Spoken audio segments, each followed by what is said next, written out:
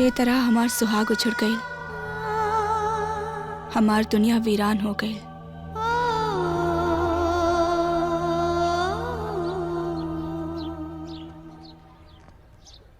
राम राम शंभू बाबू, राम राम मलकिन। आओ बैठो। का बात बा, आज आने का रास्ता कैसे भूल गई? शंभू भाई, हम अपन देखल रास्ता और कई वादा कभो ना भुलाइला। रउआ लोग से कहले रहली ना कि बिटिया के खातिर ऐसा रिश्ता ढूंढ के लाई कि बिटिया के तकदीर राउल लोग के मन दोनों निहाल हो जाई। अरे चुप करा, एगो रिश्ता करले बड़ा ना, निहाल हो जाई। निहाल ना, रोज घर में बवाल हो रहल बा, चैन के रोटी खाइल मुश्किल हो गइल बा हमनी के। तो मलकिन एमे हमार कमन दोष बा? अरे जे जैसन करी वो वैसन भारी। का मतलब? मतलब ई कि ऊ दिन आप लोग कम थोड़ी बवाल कैले रहला।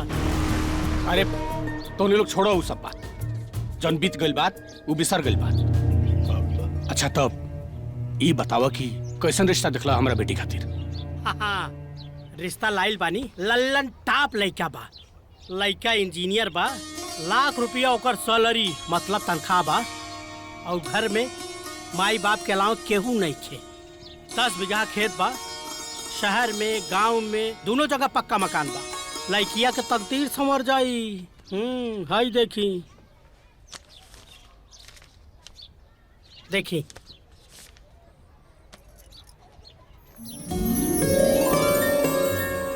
शंभू बाबू, दिया लइके खोजबा ना तो ऐसा लइका ना मिली। अरे लइकिया की जिंदगी संवर जाई। ए लइको बढ़िया बा, का हो देखा था का कहता? हाँ जी, लइका तो ठीक बा, लेकिन लेन देन? हाँ। अरे देन लेन का, ये लोग इस समय गर्जू बाड़े, जल्दी में बाड़े। हाँ, सस्ते में पटा दे। लेकिन कितना पड़ जाये लोग? 10 लाख नगद में पटा दे। कहा 10 लाख? अरे ऊपर के खर्चा मिला के तो सब 20 लाख खर्चा हो जाई। ए मलकिन, चौकी मत। 30-35 ही लइकवा के मिली। लइकवा इंजीनियर बा, और इंजीनियर लइका के आजकल यह रेट चलता। हम तो 10 लाख में पटावे के बात करता नहीं। एहसान मानी रहुआ लोग हमार। सुना, हमरा हिसाब से बरसाती भाई ठीक कहता रहे, इतना बढ़िया रिश्ता जल्दी ना भेटाई। ए बरसाती भाई, तू रिश्ता के बात आगे बढ़ाओ। हे शंभू भाई, ये भाई ना समझदारी वाली बात, यही के कहा लेन मौका पे चौका। अच्छा शंभू भाई, बिहाने के तैयारी रखी है, काल आई। राम हाँ, राम राम राम राम। अरे क्या कहनी जी, 10 लाख में हाकार देनी? अरे तनी मोल तोल करती तो बात कम में तय हो जाई। अब बताई, 10 लाख नगद और ऊपर से लड़की की गहना गुड़िया कपड़ा लता, ऐसा तो 20 लाख खर्चा हो जाई। इतना खर्चा कहाँ से आई? अरे काहे चिंता करता रू, सब हो जाई। बड़की बहुरिया के खाता में 30 लाख रुपया बानू, आ बेटवा के ब्याह में जो नगद 10 लाख रुपया मिल रहा है दहेज में, वो तो बा, सब मिला के हो जाई। अच्छा, तो ई लोग दीदी के और हमरा बाप के पैसा के बल पे प्लान बनावता रहा। ड्राइवर, गाड़ी रोका।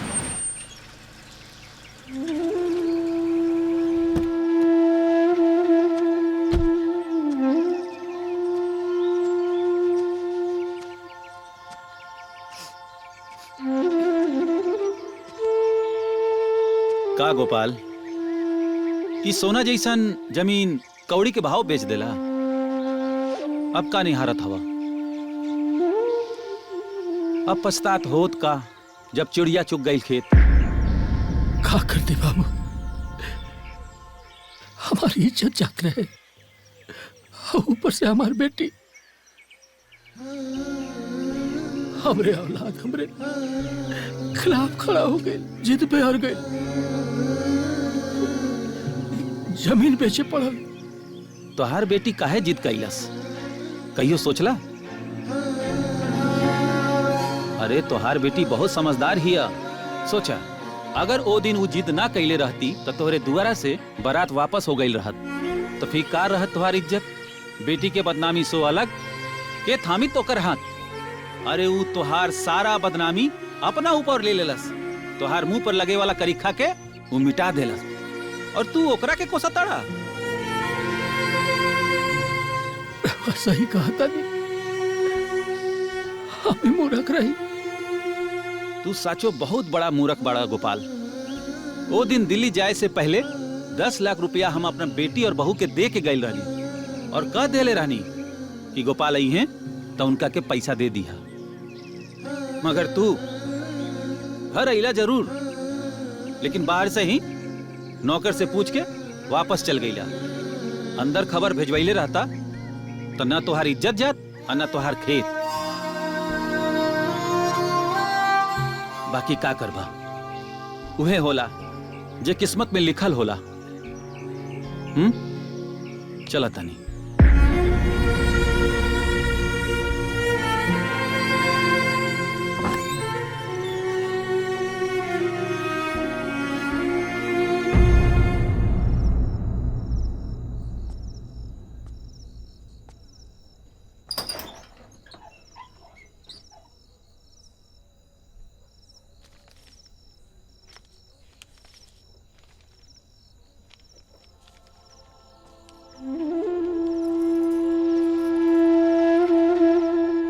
का बात बची?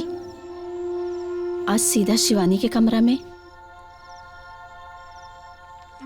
ये का देख के रोवे लगनी है? अपन बेटी के तकदीर शांति, अपन बेटी के तकदीर। अनार कोठरी में धर के चल गई हमार बेटी। जब से ओकर पढ़ाई छूटल ना, ओकर दिल टूट गई। हाँ शांति, हमारे चलते हमार बेटी के पढ़ाई छूट गई। हमें मूर्ख रही जे अपन बेटी के ना समझ पैनी, ना होकर पढ़ाई के चीज समझ पैनी, ना होकर शादी के चीज समझ पैनी। हमार बेटी तो पढ़ लिख के अपन माई बाप के नाम रोशन कर चाहत रहे। जानता रू, ओ दिन मंडप में हमार बेटी सारा बदनामी अपना कपारे ले लेलस। छोड़ी हमार मुंह में करिखा पोते से बच जाए। रवा सही कहता नहीं, हमने क्यों के ना अपन दुश्मन समझनी, लेकिन वो तो मसीहा निकलत।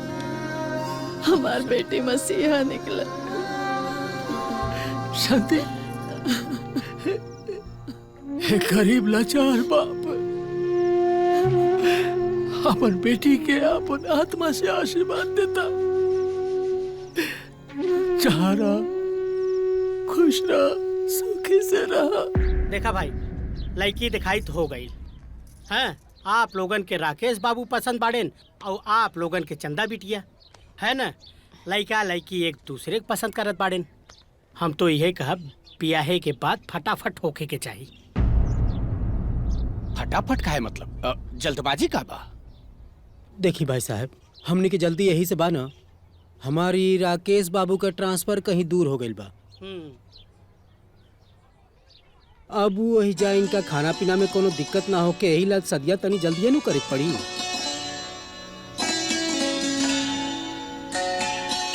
और हाँ, लेन देन के फैसला कर लिहल जरूरी बा, ना तो बाद में कच कच होला। अरे लेकिन लेन देन के बाद तो हो गल रहे नु। बरसाती हमरा बतौले रहल। सुन, लेकिन 10 लाख रुपया तनी कम बुझाता। अब महंगाई के जमाना में अपना बेटा की पढ़ा लिखा के इंजीनियर बनौले हैं। देखिए भाई साहब, हम रोवा सामने हाथ जोड़ता नहीं। हमारे 10 लाख से ज्यादा के औकात नहीं के। अपना बेटी के दहेज खातिर बड़ा जोड़ तोड़ के हम 10 लाख के व्यवस्था कैले बनी। अब रहुआ का हम तो हम अब खिचड़ी खियाई में दुल्हा बाबू के एगो सोना के अंगूठी दे दे। अरे ये का कहता नहीं बाबूजी?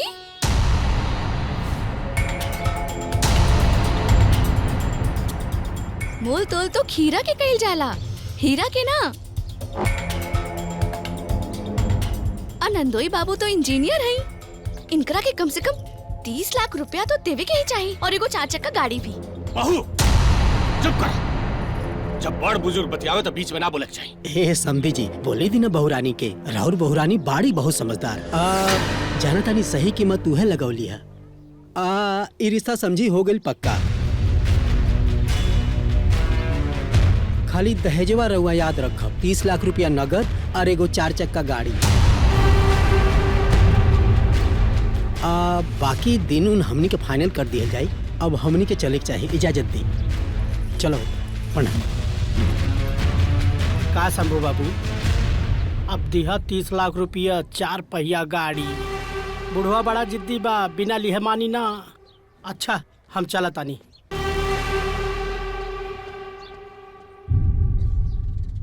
शिवानी का कहलू, काहे बढ़वा देलू दहेज? अरे रउआ नहीं चाहत कि राउर बहन एगो अच्छा परिवार में जाए।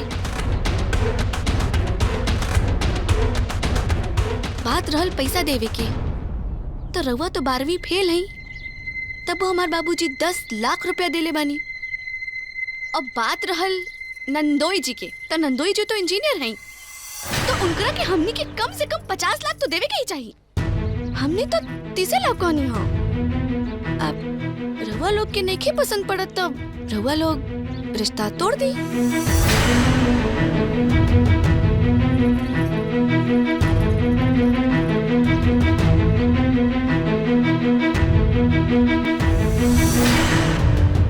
आज तो एक बात साबित हो गई शंभुआ कि शेखरवा के मेहरारू तहनी लोग के भलाई ना, अरे तहनी लोग के बर्बादी चाहेला, बर्बादी। बिल्कुल सही कहते रही दिया। चुराइन जानबूझ के दहेज का पैसा पड़ौला सिया, ताकि हमारी बेटी का रिश्ता टूट जाए। काहे ओकरा पता बा कि हम इतना दहेज देना पाए, ऐसे जाके पूरा समाज में हमनी के बदनामी हुई। अरे ओकरा रिश्ता तोड़ला से टूटी जी। हम अपना बेटी के बियाह वही लड़का से, वही घर में, वही शर्त पे करब, और वो सीना ठोक के। भाना बड़की बहुरिया के खाता में पैसा 30 लाख रुपया ऊ दिए। अरे सीना ठोकला से कुछ ना होखी। एक बार वहू के बुला के पूछला कि वो पैसा देई कि ना देई। काहे ना दी जी?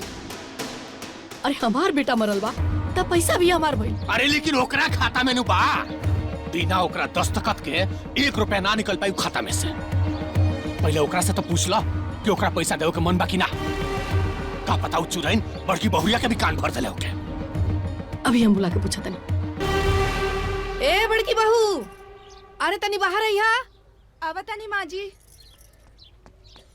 जी माँ जी, कुछ चाही का? हाँ चाही। का? तारा खाता में जितना पैसा बना वो सब चाहिए।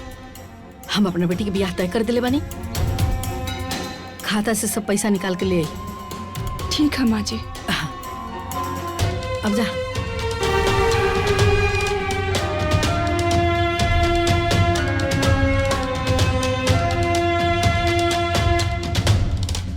का दीदी, कहे नहीं वादा पैसा देवे के?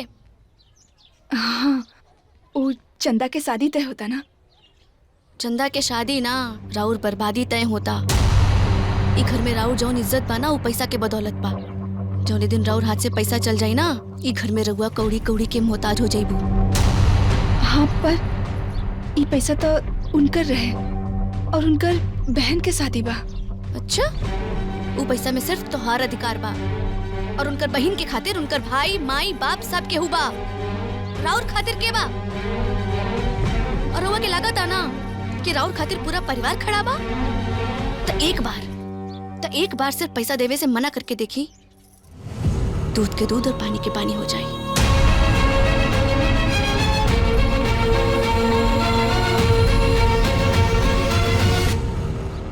अरे तनी तेज तेज दबाऊ, तू काय फुलवा रानी ये सोहरावत हऊ। अरे हाँ। ए चंदा। हाँ भाई। बाबूजी आ गनी, जो तनी भौजी से बोल दे चाय बना दे और पानी लेके आवस। ठीक बा माई।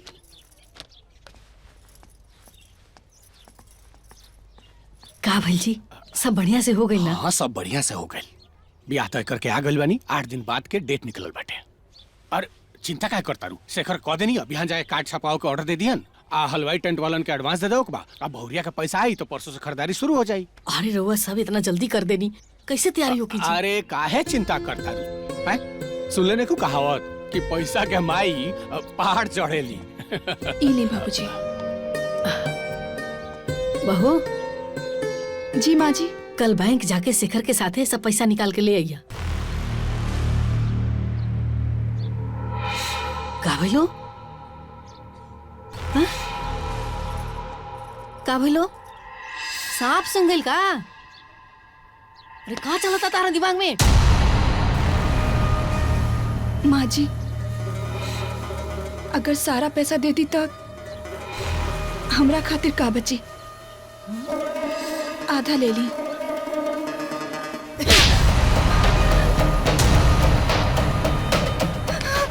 खबरदार, वो पैसा हमार ह। ते हमरा से ते बंटवारा करबे? आय, चमड़ी उधड़ के रख देब हम। आधा पैसा देबे, आधा चाहिए तोरा। अब चाहे चमड़ी उधेड़ा ये जान ले ला, हम एक को पैसा ना दे, पैसा ना दे। रुक, ए चंदा माई, का करे जाता रू तू? अरे जब सीधी अंगुरी से घी निकलत रहे तो अंगुरी टेढ़ कैला के का जरूरत बा हो? त का करी ओकरा गोड़ पे गिरी हम? फरक पता नहीं खे, ओकरा के मना सकत रहू, समझा सकत रहू, हाथ उठावे के का जरूरत रहे हो? जब आपन काम निकाले के रहेला ना, तब आदमी के तनी से दुलारे के पड़ेला, पुचकारे के पड़ेला। तहने कुल अच्छी तरह जाना तारू कि सारा पैसा सारा ओकरे खाता में बा। ए सुना, ए मूरख दीदिया एकदम सही कह दिया। खाता तो ओकरे नाम पर बा, अगर उ दस्तखत ना करी तो ना पैसा तहरा बेटाई ना हमरा बेटाई। और ऊपर से उ शिकायत कर रहलस तो थाना पुलिस कचहरी सब भोगे के पड़ी। हाँ, सरकार पैसा ओकरा खाता में डल ले बा, ओकरा नाम से, लेकिन उ पैसा लेवे के हमनी के बा। तो तू इतना मार पिटाई करबू ओकरा साथे तो बेटाई पैसा। अपना गलती के नाटक कह के ओकरा के मनाव, बस उ मान जाए तो बात ये खत्म हो जाए। शंभू एकदम ठीक कहता चंदा के माई, इज्जत कपारे पे बा और ये कुल सत्यानाश हो जाए। चला जल्दी, चला चला हम चलते हैं। हाँ चल चल चल, चलो ओकरा समझाओ जाए। चलो।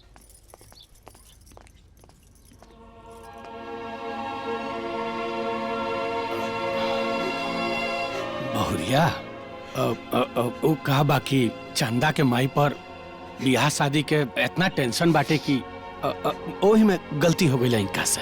हमनी का के थप्पड़ मारनी है, डटनी है कि बहू पर हाथ उठाल जाला, ओकरा गरियाल जाला, हैं? बहू बेटी समान होले। तब जाके इनका अकल ठिकाने आइला। ई तारा से माफी मांगे आइल बड़ी। अब इनका के बुजुर्ग समझ के माफ करता। मुंह का देखता, जा माफी मांगो, चला।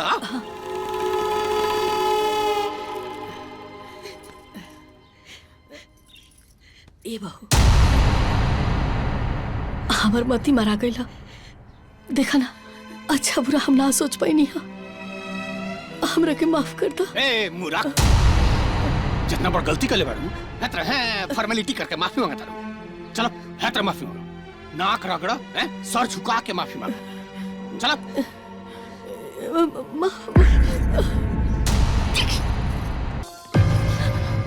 ई का करता नहीं बाबूजी? माँ जी, हमरा के नरक में भेजवाइब का?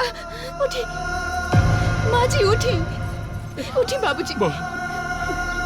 अब हमनी के इज्जत तारा हाथ में बा। अगर ब्याह ना भइल, हमार बेटी के रिश्ता टूट गइल तो समाज में कहीं भी मुंह दिखावे लायक ना रहब हम। बहू, तू चाहता हमरा जूता से मार लो, लेकिन तू अपन गुस्सा थूक दो। हमने की इज्जत बचा लो बहू, हमने की इज्जत बचा लो।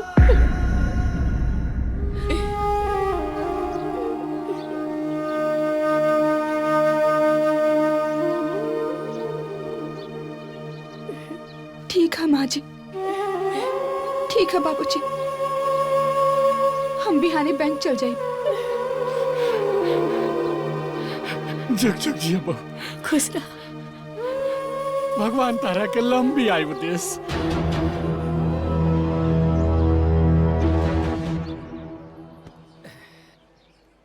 अचानक एहिजा कैसे? बाबूजी, हमें जब दूगो काम खातिर आइल बनी। पहला निमंत्रण देवे और दूसरा माफी मांगे। निमंत्रण तो समझ में आवता, लेकिन माफी कौन बात के? हमरा ब्याह में इतना कुछ हो गई, हम अपना माई बाबूजी के सम्मान बचावे खातिर कुछ बोलिए ना बोलिए। अरे दामाद जी, वो बात के मलाल अभी तक ले मन में रख ले बानी। शादी ब्याह संजोग लिखल बात होला, उहे होला जो लिखल रहेला। छोड़ी वो बात के, जोन बीत गइल तोन बिसर गइल। हाँ दामाद जी, वो सब बात भुला जाए, बस रउआ शिवानी खुश रही, हमने खातिर ही है बहुत बा। हाँ। अच्छा शिवानी कैसन बिया? निमन बनी हूं। परसों हमार बहन चंदा के ब्याह बा, आप दोनों सादर आमंत्रित बानी। शिवानी से भी भेंट हो जाई, आप दोनों लोगन के बहुत याद करेली।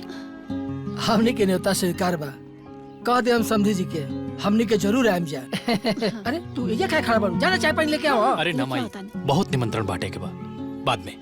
अच्छा ठीक बा। खुश रह।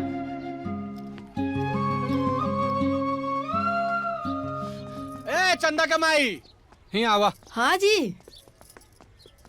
अरे शेखर के देखा नहीं है, कहाँ अरे बाऊ? शेखर के हम भेजले बनी उनका ससुरारी काट देवे खातिर। अब बड़की बहुरिया का बोला ना जल्दी तैयार होको, जाए में लेट हो जाई। आज शेखर भी हुए पहुंची है, बुलाओ जल्दी। ए दुल्हीन। हाँ माँ जी। अरे जल्दी तैयार हो जा, चंदा के बाबूजी तैयार हो गए बड़े, बैंक जाए के बा। हाँ माँ जी, आवा तानी बस 5 मिनट। आवतिया। हाँ चले, अब सब बढ़िया से हो जाई। दीदी के बहला फुसला के ई लोग उनकर पैसा लेवे जाता रहा। दीदी तो भूली बाड़ी। तू ही कोनो रास्ता सोचा शिवानी, रोक ला दीदी के, रोक ला। आइडिया। अरे दीदी, बड़ी जल्दी में बाड़ू? हाँ वो बाबूजी बुलावत बाड़न, बैंक जाए के बना। अच्छा, वो पैसा निकाले खातिर? हाँ, चंदा के शादी खातिर। हाँ। अच्छा, अब रउआ अंगूठा लगावेलू कि साइन करेलू? साइन करेली। साइन? अच्छा हाँ, रउआ तो राइट हैंड हो ना? राइट हैंड से साइन करेलू ना? हाँ, ये हाथ से। यही हाथ से? हाँ।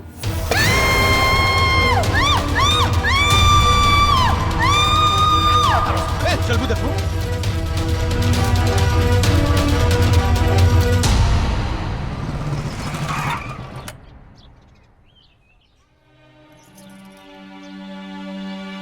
अरे बुआ, काबिल भौजी के। अरे बाबू का बताई, रोटी फुलावत फुलावत हथवे तावा पर रख देली, जल गए हमार बचिया हो। देखिए, जख्म बहुत गहरा है, 1 हफ्ते तक हाथ की पट्टी नहीं खुलना चाहिए और पानी से तो इसे एकदम बचाना है। डॉक्टर साहब, साइन तो कर सकेली। कमाल की बात करते हो आप। हाथ बुरी तरीके से जल चुका और आप साइन की बात कर रहे हो? ऐसा करने की आप लोग कोशिश भी मत करना, इसी में इसकी भलाई है। लाइन डॉक्टर साहब।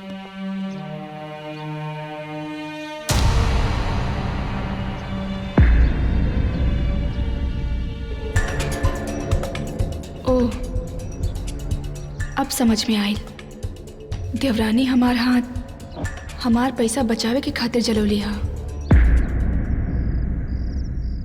काल बारात आवे वाला बा, अब कैसे इज्जत बची कलावती। हम समझी जी के का जवाब दे। अब ये समय हम कहाँ जाई, केकरा से मांगी पैसा। ये समय अचानक के इतना पैसा दी हमरा के। काहे घबराता नहीं? अरे धइल बा ना बैंक में पैसा, बहू के हाथ ठीक होते ही बैंक से निकाल लिया जाई। अरे लेकिन हम समझी जी के का समझाए, पता ना हुआ कि हमरा पर विश्वास करे कि ना। अरे कैसे न विश्वास करिए, कैसे न समझिए।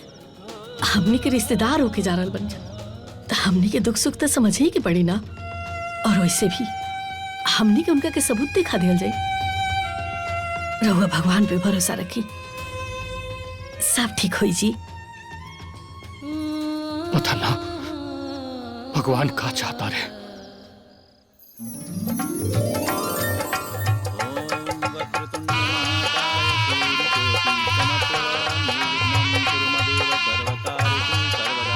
अब दोनों लोग हाथ जोड़ ली, गजानन वहाँ पर अच्छा चढ़ाई।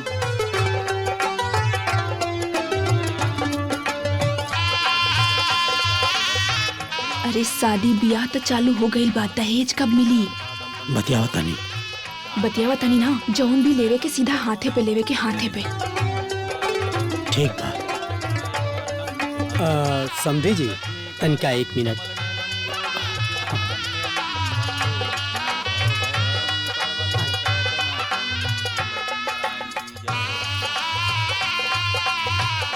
समझे जी, शादी तो होइए रहल बा, लेकिन ई दहेजवा कब मिली? जी जी मिल जाए। अरे बात तो यह न भइल रहे कि सिंदूर पड़े से पहले 30 लाख रुपया हाथ में मिल जाई। अब 4 चक्का गड़ीवा ना दिखाता कहीं, कहाँ बा गाड़ी?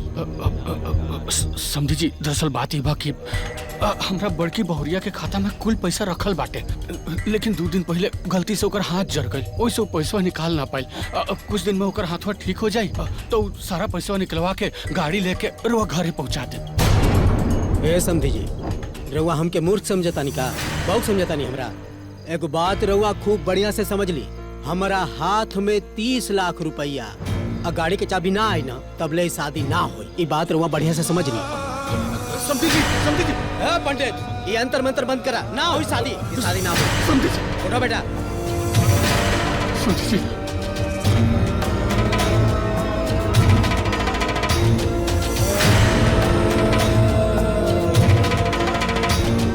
का भइल बाबूजी, बिया काहे रोको तनी? है कि हमारी होखे वाला समधी हमारा साथे चालबाजी कर रहल हुआ। ब्याह के बाद ये हमरा के ठेंगा दिखावे के चाहता रहे, ठेंगा दिखावे के। उठा, चला, ना होई शादी, चला यहाँ से। लेकिन बाबूजी। ए तू चुप करा बेटा, समधी समधी के बाद बा, जौन तोहार बाबूजी करत बाड़न चुपचाप सुना। ए बेटा, अभी शादी होई ना, चला उठा यहाँ से। बारात वापस जाई मतलब जाई, चलो यहाँ से। बाबूजी, समझी, बारात वापस लेके मत जा। बारात लेके वापस जाए तो हमारी इज्जत के का हुई? पूरा गांव समाज में हमारे मुंह पर कालिक पोता जाए, भारत समाज में हमारी बेटी रुसवा हो जाए।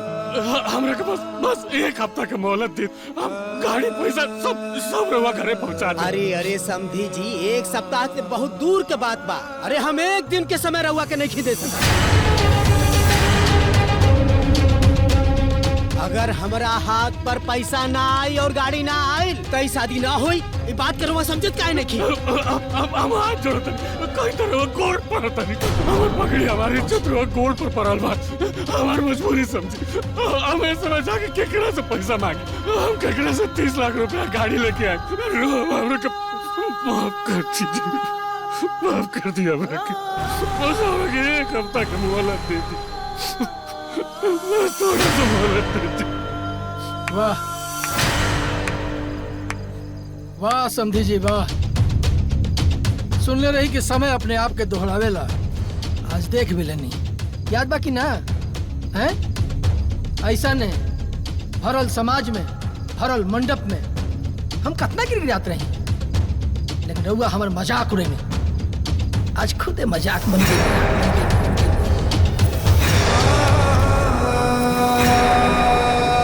अरे हम तो खेत बेच के दहेज दे देनी और वही घर दुआर बेच के दहेज दी।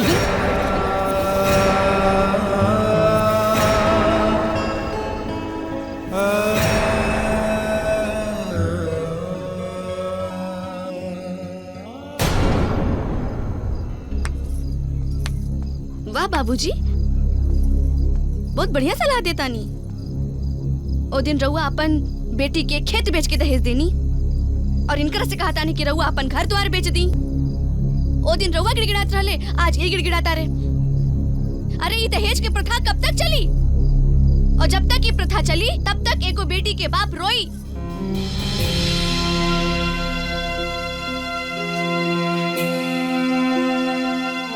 अरे हम पूछा तानी, जब एगो माई बाप अपन बेटी के पढ़ावे के बजाय दहेज के बारे में काहे सोचता रे?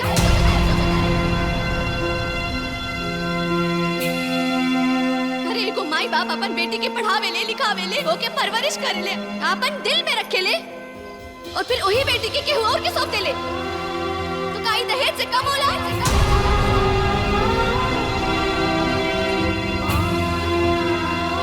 फिर वही बेटी केहू और के घर चाले, अपन घर बसा ले और ओकरा के वंश लाश आगे बढ़ावे ले। काई कोनो दहेज से कम बा। बस भाभी बस। उठी बाबूजी। बाबूजी बस अब और शर्मिंदा ना करें। ये बियाह होई हम करमचंदा से बियाह, वो बिना दहेज के।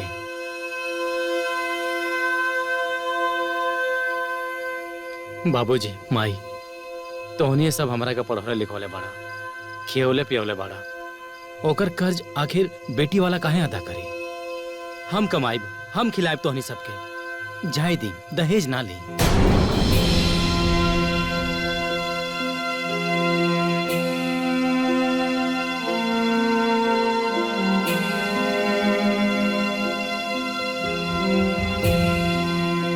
है बेटा। जी बाबूजी। अब दहेज ना लिए, अब तो शादी करो और शादी कह के बहू के घर के लक्ष्मी बना के ले चलो। धन्य बनी रहो, धन्य बनी रहो।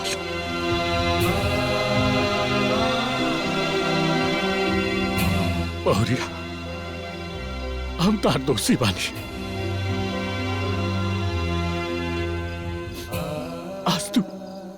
आज तू हमारा आँख खोल डालू। हमरा जैसे निर्दयी आदमी के तारा बाबूजी के आंसू ना लोकल, उनका पर तरस ना आए।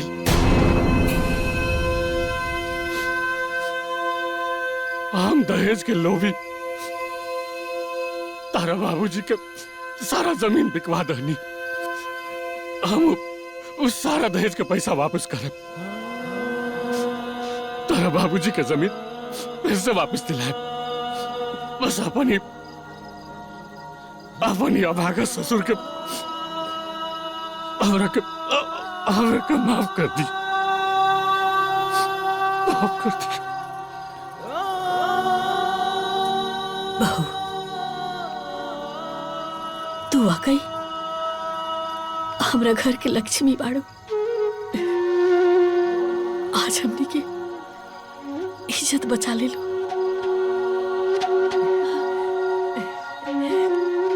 हम आज के बाद ना हमको सबसे यही कहा कि शादी के नाम पे दहेज के सौदा ना बल्कि दिल के सौदा होके के चाहिए।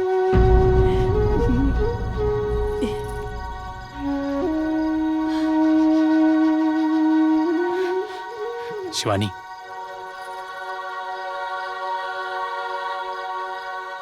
हमरा के लागत रहे कि तू लक्ष्मी बाड़ू, हमरा घर के, हमरा परिवार के, हमरा जीवन के। लेकिन हमरा के आज पता लग गई कि तू सरस्वती भी बाड़ू, बुद्धिदायिनी। I am proud of you, proud of you.